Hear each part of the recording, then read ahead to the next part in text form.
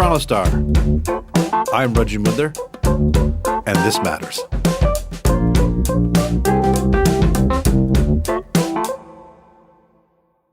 May I see your vaccine passport could be the "your papers please" of the 21st century.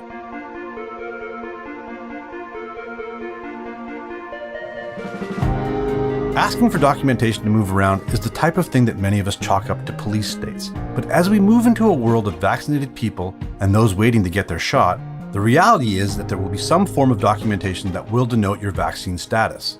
It is still early, and there are already several countries trying to figure out how they work. Will it be something that we see in this country, and even around the world, in the short term? Will it lead to an even more tiered and unequal society? Is this the cost to get to something resembling normal? These are the thorny questions we face as we try to get to a post-pandemic life. Alex Boyd is a Calgary-based reporter for The Star who's been covering vaccines for much of the past year.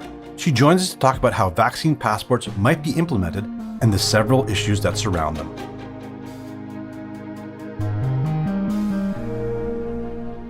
Alex, I want to thank you so much for being with us again. Thanks for having me again. So Alex, let's start with the basics. We did an episode at the start of this, and we called them immunity passports, which is a misnomer. What exactly are vaccine passports? So you're right. We're hearing them kind of pop up under many different names. We're hearing about vaccine passes, vaccine certificates, vaccine passports. But basically what they are some sort of documentation about your vaccination status. So yes, my name is Alex. I've gotten the AstraZeneca vaccine, on such and such a date and such a date. It's a piece of paper or it's an app that can show another person that you have received a COVID vaccine. It sounds very simple, as we'll get into. It's a pretty thorny issue these days. We're starting to see them pop up in places like Israel, Iceland, China, because as we see more people getting a shot, they're really an attempt to document the people who are vaccinated and really grapple with what that means. How do we keep track of people who are vaccinated? Should being vaccinated grant you special privileges? Should there be different rules for people who are vaccinated versus people who are not? This is a very live debate. It's very tricky because, for example, in Canada, we have 4 different vaccines currently approved for use. They're all a little bit different. So it's important to clarify that this is not an immunity passport. It's really hard to make any sorts of claims about whether or not someone is actually protected against the coronavirus. But what we're talking about, what we're starting to see is this conversation around, should this get you certain services? Should this get you across borders? Maybe this should mean that you shouldn't have to socially distance in the same way that you did before. But we're really getting into uncharted territory here. We're opening up kind of a logistical, ethical can of worms. And these are the conversations that countries like Canada are going to have to start deciding. Okay, I really want to get into the muck of those ethical issues, but let's talk about specific examples. Israel is leading the world right now in vaccinations and has green passes. How did theirs work, and what issues have they had? Right. So Israel is a really interesting example because, as you've mentioned, they're leading the world in vaccination. About half of their population at this point has had at least one dose of a COVID vaccine. Of course, that hasn't been extended to Palestinians, so it hasn't been without controversy. But at the same time, they're a really interesting example of what this could actually look like. So at this point, if you've had 2 vaccines, if you're a week past that second dose, so if you're at the point where, science tells us that you're pretty well protected, you can get what's called a green pass. There's an app version, there's a printout version, but how this works is if you want to go to the gym, you want to go to the pool, maybe you want to go to the movies, you can scan it, you can show it to a person, and this gets you access to some of these spaces that you wouldn't get if you hadn't got that vaccine. So really, to have a green pass at this point is to have access to a whole different suite of services, types of businesses in that country that you wouldn't otherwise have access to. And so, there has been a few issues. There's been criticism that the app takes a lot of memory. There's been concerns about what sort of privacy, what sort of data is being transmitted through the app. There seems to be some concern on the behalf of government that people might potentially try to fake one. There's quite a large fine if you're caught faking a green pass. And of course, there's been protests as well, that it's just not fair to kind of draw a line between people who are vaccinated and people who are not. And so it hasn't been without controversy, but at this point, to have a green pass in Israel is really to kind of live a larger and more privileged life than you would otherwise. So it's also allowed them to open up parts of their economy that they wouldn't have otherwise. There are people there who are living, something that we would almost recognize as a normal life. So that's kind of the crux of the issue here is, are we concerned about this being unfair? Or do we want to start taking those steps towards normal? And really, that's the tension. That's the issue here that we're all going to have to decide at some point. Okay, where are we at in Canada? I believe our Prime Minister said that he wasn't in favor of them, at least domestically, but we may go along with some international ones. Where do we stand right now? So, right, Trudeau has been critical of this idea in the past, kind of on this fairness grounds. But we've seen a bit of a shift in tone in the last couple of weeks. He said, we're looking at this. This is something that Canada is studying. It might be something that we consider for international travelers. The health minister as well has said that when she meets with health ministers from other countries, that this is something that they discuss. It's a very live discussion with other countries. So it's very much something that's in play in terms of the international conversation. What this looks like in Canada, what exactly is being considered, we do not have a lot of details on that. So we're not totally sure what this could look like in Canada. In some ways, it's less of a pressing issue in Canada. We're not like Israel. We don't have nearly as much of our population vaccinated. It's likely to be a conversation, but what this actually looks like at this point, we don't have a lot of details. The other key to this is travel. I personally cannot wait till I go on some sort of a real vacation, but getting travel and tourism is a huge business and a big driver for this. Can you tell us what's happening around the world? Is there any sort of uniform thing? Because obviously for these passports to work, they need to be internationally recognized, right? In theory, I think that would probably make everyone's lives a little bit easier. But yeah, I don't think it's a coincidence that we're seeing countries that are very dependent on tourism really starting to lead the way on this. For example, the Seychelles back in December, I believe, became one of the first countries to say, you know what, if you're vaccinated, you can come here, you can do what you want. You don't have to socially distance in the same way. You can come here, you can have something resembling a normal vacation. And that's something that they've really decided to pursue for matters of tourism because it's something that their country really depends on. We've seen Iceland take a similar approach. They've said, if you can come here and if you can prove that you're vaccinated, that will get you special privileges within our country as well. Greece is making plans to open to people who are vaccinated relatively soon. So there is kind of a smattering of countries, again, ones that really are looking forward to seeing those tourists come back who are looking to take this approach. But at this point, there isn't really an international standard, like you say. I think Iceland, for example, is a really interesting case study in this. I was looking at their website last week. And so if you're vaccinated and you want to go to Iceland, there's not really a set standard of what sort of certificate or what sort of documentation they'll accept. So what they're saying is, they list the sort of vaccines that they're okay with. They're into, Pfizer, Moderna, and the AstraZeneca vaccine. They list a series of languages that you can have your documentation in. But then even if you have all that, at the end of the day, it's really up to their border control whether or not you're allowed in the country or not. So, at this point, a lot is being left up to individual countries. A lot is being left up to individual border officials. There isn't really a standard. And I don't think it's hard to imagine a world in which this is going to get a little bit complicated if every single country is making their own decisions. So whether or not we'll start to see an international standard emerge seems not unlikely. Everybody wants to kickstart economies, so there's a definite business opportunity here. Can you tell us how companies are trying to solve this problem? Right. Yeah, it's a really interesting position that I think businesses are going to be in because, like you say, I think a lot of businesses are really hurting right now and they'd love to see people come back. This presents an opportunity for them to maybe start getting back a little bit towards normal. But at the same time, like as we saw with masks, there is probably going to be a demographic of the population that really pushes back against being required to have something like a vaccine. And so it kind of pits this tension between businesses' right to protect their own staff, to protect their own customers, and then kind of those people who are going to try to push back for rights reasons. So I think we're going to see some interesting decisions and some interesting conflicts happen in that space. And then as well, there are companies that are trying to make this easier for other people. So commonplace is an interesting example, though they're not technically a business. They're a not-for-profit, I believe is their status. But they're trying to establish a common standard for a vaccine passport. So you could put into your pass what vaccine you have, what your current circumstances are. On the other side of things, a particular country can say what sort of vaccine they require or what sort of vaccination or testing status they would like for people who are visiting their country. And commonplace acts as the intermediary. They can just kind of confirm that, yes, this traveler has what we'd like, or no, that they do not. So that in the hopes of kind of easing some sort of international standard. We'll be right back.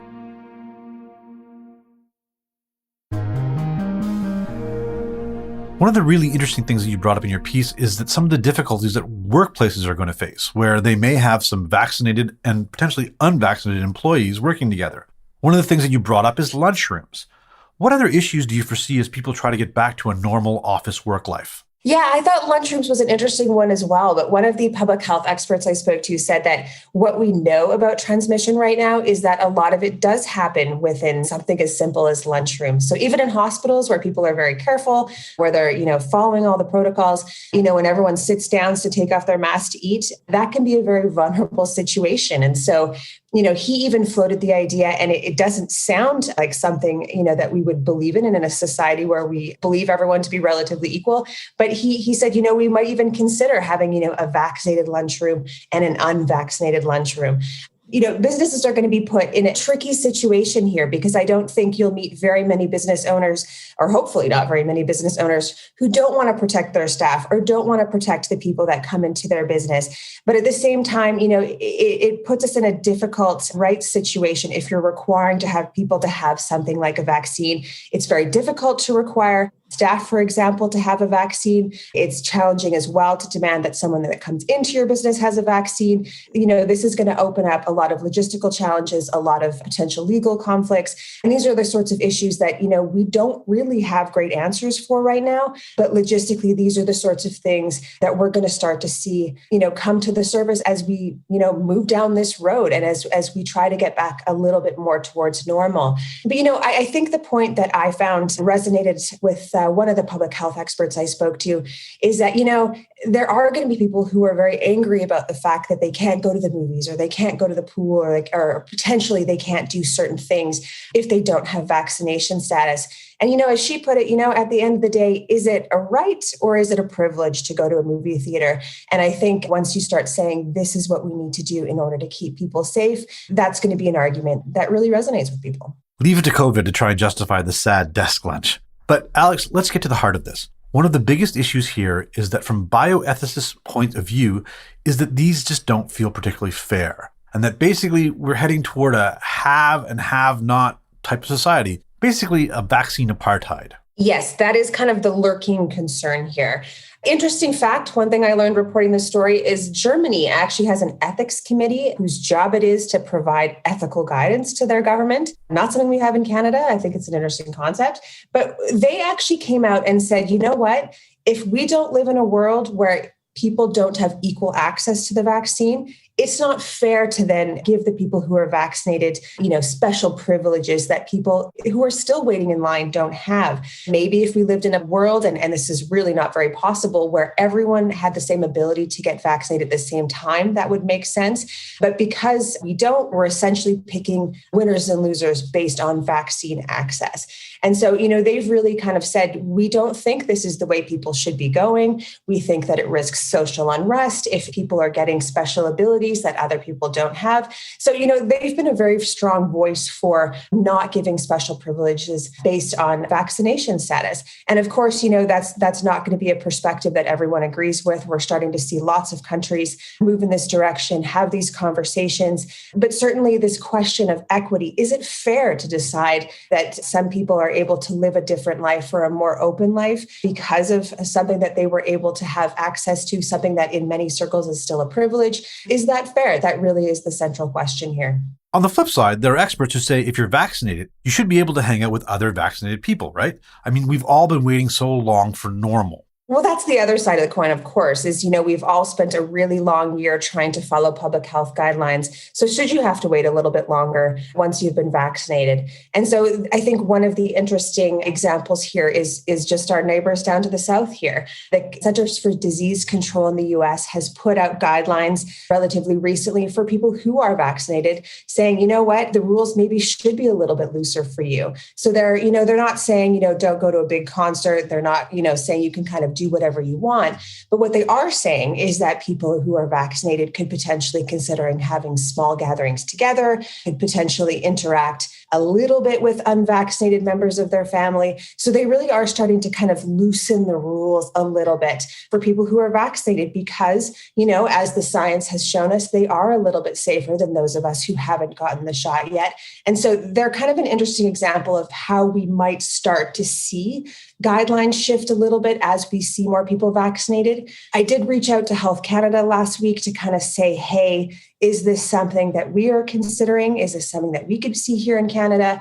And their point is that we don't have as many people vaccinated yet. So it's not something that we're going to be seeing tomorrow.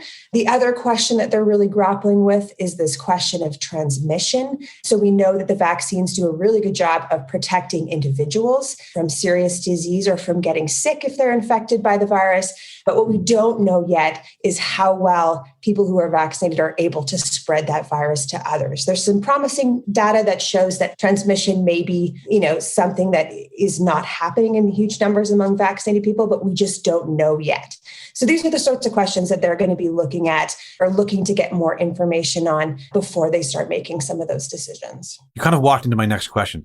Because of questions about transmission, are there guidelines for vaccinated people hanging out with non-vaccinated people? Is it still the same that people have to basically mask up or social distance? So to be clear, here in Canada, the rules are still the same for people who are vaccinated. They're still expected to follow all public health guidelines. So that really hasn't changed much for those of us here in Canada. Down in the States, it's changed a little bit. People who are vaccinated, they're saying they can maybe consider spending a little bit of time with one other household who hasn't got the vaccine yet. But again, it's kind of a question of risk management. If there are people who are unvaccinated who are high risk, who are particularly vulnerable to the virus, maybe those are not the people you should be hanging out with this weekend. So we're starting to see the rules loosen a little bit for mingling between vaccinated and unvaccinated. But again, they are still very aware of the fact that there are people who are very vulnerable to this virus, and we all still have an obligation to make sure that those people are protected. Alex, this has been fantastic for us. I'm obviously still waiting for my shot in the arm,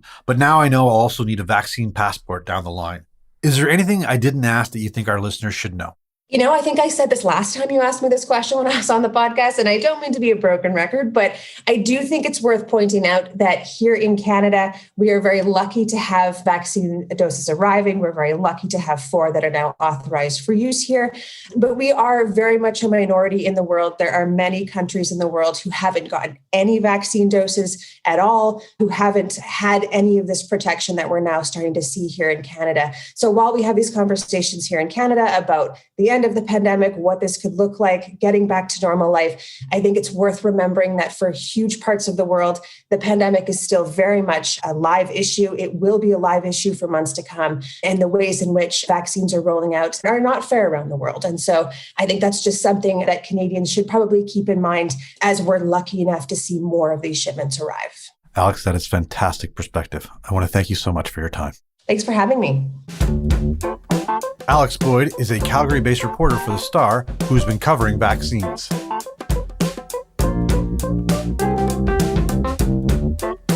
That's it for today. Thanks so much for joining us. This Matters is hosted and produced by me, Raji Buddher, Adrian Chung, and Saba Etisaz. Produced and mixed by Sean Pattenden, and our director of programming is JP Fozo. Our show theme music is by So Called, and our episode music is by Mike DeAngelis. We want to hear what stories matter to you. Please send us comments, questions, or ideas to thismatters@thestar.ca. Please consider supporting the journalism the Toronto Star newsroom does at thestar.com. And don't forget to subscribe to This Matters on Apple Podcasts, Spotify, or wherever you listen to your favorite podcasts. Let's talk soon.